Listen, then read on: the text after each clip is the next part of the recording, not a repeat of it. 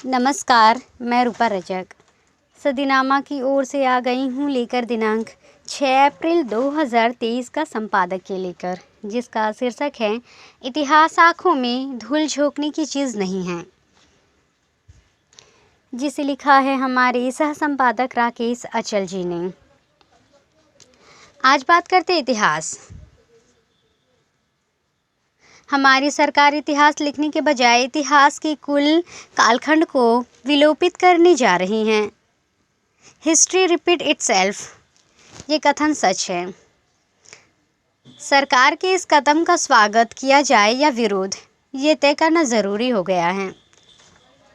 मुमकिन है कि सरकार देश की नई पीढ़ी को मुगल काल नहीं पढ़ाना चाहती है, इसलिए उसे पाठ्यक्रमों से विलोपित किया जा रहा है। सरकार धरती पर सर्वशक्तिमान होती जा रही है, उसे कुछ भी करने का अधिकार है, उसे कोई रोक नहीं सकता। और जानते हैं इस संबंध में आगे क्या कहते हैं हमारे संपादक महोदय।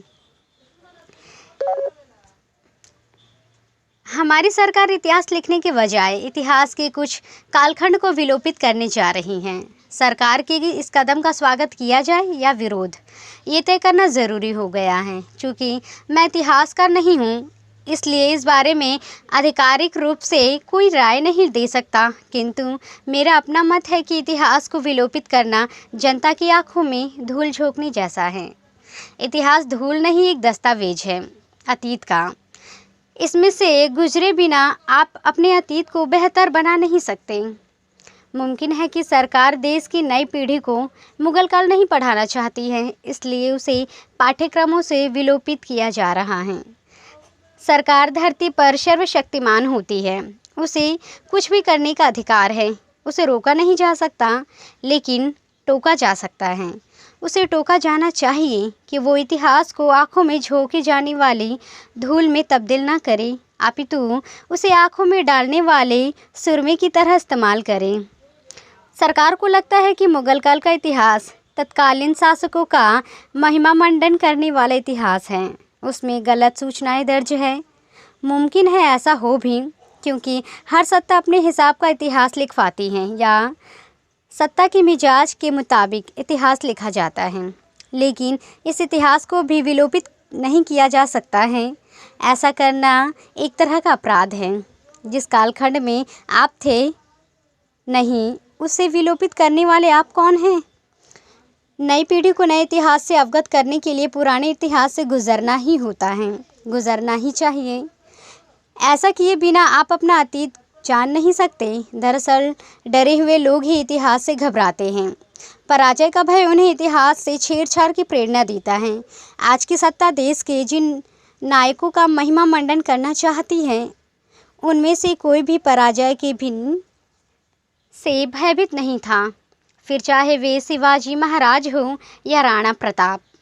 इन जैसे असंख्य महानायकों ने आजीवन जय की कामना से युद्ध किए, जीते भी हारे भी, लेकिन सत्ता के सामने अपना सर नहीं झुकाया।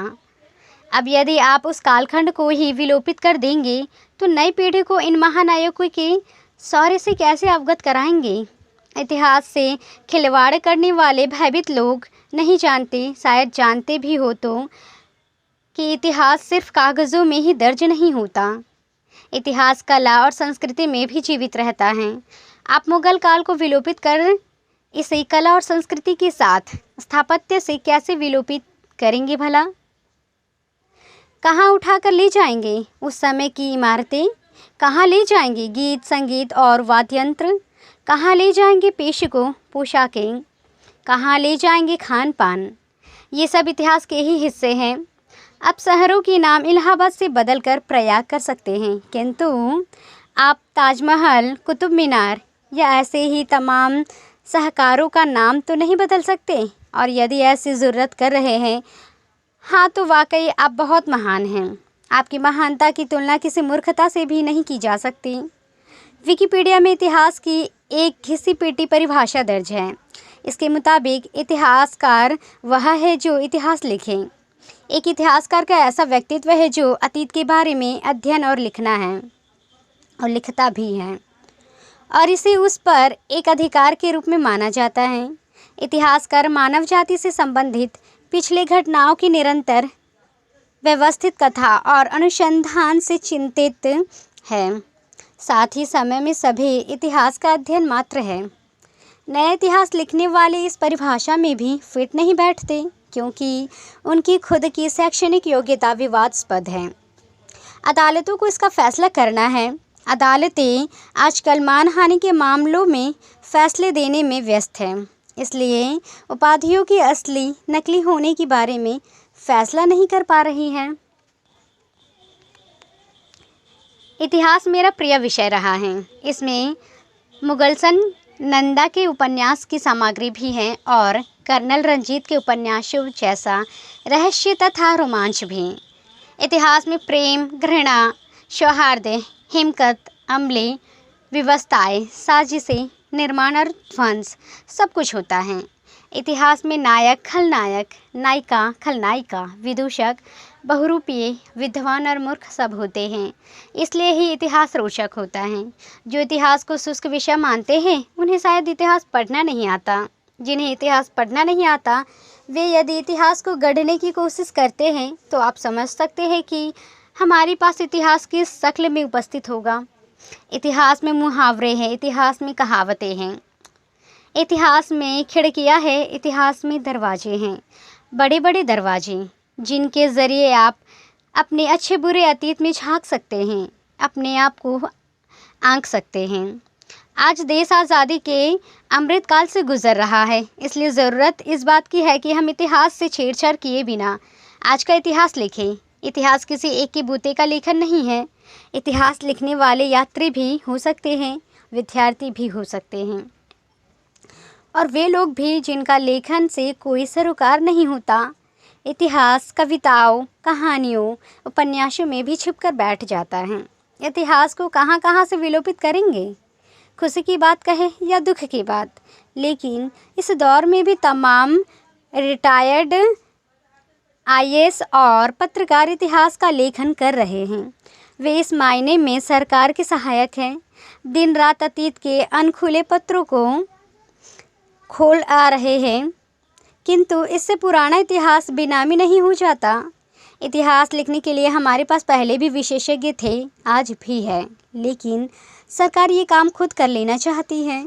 सरकार को किसी अखिल भारतीय इतिहास संकलन योजना, इतिहास संकलन मंडल, पुणे, भारतीय इतिहास पुनरावलोकन संस्थान, भारतीय इतिहास परिषद, भारतीय इतिहास कांग्रेस या भारतीय इतिहास अनुसंधान परिषद की ज़रूरत नहीं है।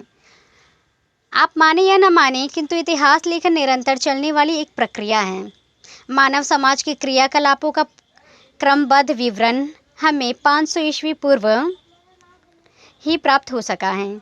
सबसे पहले इतिहास लेखन का क्रमबद्ध विवरण यूनानी विद्वान हेरोडोटस के द्वारा किया गया था। उसने 500 ईस्वी पूर्व से लेखन कार्य शुरू किया था। इस प्रकार हेरोडोटस को ही इतिहास का प्रथम जनक कहा जाता है और प्रथम ऐतिहासिक लेखन के रूप में जाना जाता है। हेरोडोटस के बाद यूनान में एक लेखक थ्यूसिडाइड्स का नाम विशेष रूप से उल्लेखनीय है। वही 19वीं शताब्दी में रैंक नामक शख्स ने इतिहास को वैज्ञानिक आधार पर लिखकर अपनी रचना को जर्मनी में प्रकाशित करवाया था। फिर दुनिया के अन्य देशों, विशेषकर भारत, फ्रांस, इटली, अरब आदि में इतिहास लेखन चालू हुआ। वर्तमान में ऑगस्टस कॉम्टे का प्रत्यक्षवाद इतिहास लेखन प्रचलन में है, क्योंकि इसमें वैज्ञानिक आधार पर इतिहास लेखन किया जाता है और हम हमारे पास माननीय नरेंद्र मोदी जैसे कामयाब जननायक हैं जो खुद इतिहास लिख भी रहे हैं और बन भी रहे हैं और बिगाड़ भी रहे हैं। इतिहास को लेकर मैं लगातार आशावादी रहा हूँ। हमें सबका लिखा इतिहास पसंद है। चीनी यात्री हैंडसोंग का इतिहास, इब्ने बतूता का लिखा हुआ इतिहास भी और चिंतामणि विनायक वैद्य का लिखा माझा प्रवास भी। अब मोदी जी का लिखा इतिहास भी मैं पढ़ने में उत्सुक हूँ। आपकी पसंद आपके ऊपर छोड़ता हूँ। कि आप किस काल का इतिहास पढ़ना चाहते हैं और किस काल का विलोपित करना चाहते हैं। मुझे इतिहास के हर कालखंड से रोशनी मिलती है, आपकी आप जानें। तो ये था दोस्तों हमारा आज का संपादकीय। कल फिर लौटेंगे एक नए विषय, एक नए संपादकीय के साथ। तब तक के लिए नमस्कार। सुनकर देखो, सुनकर देखो, सुनकर देखो जी। ममता राहुल मोदी बोले, लिखे जितेंद्र जी।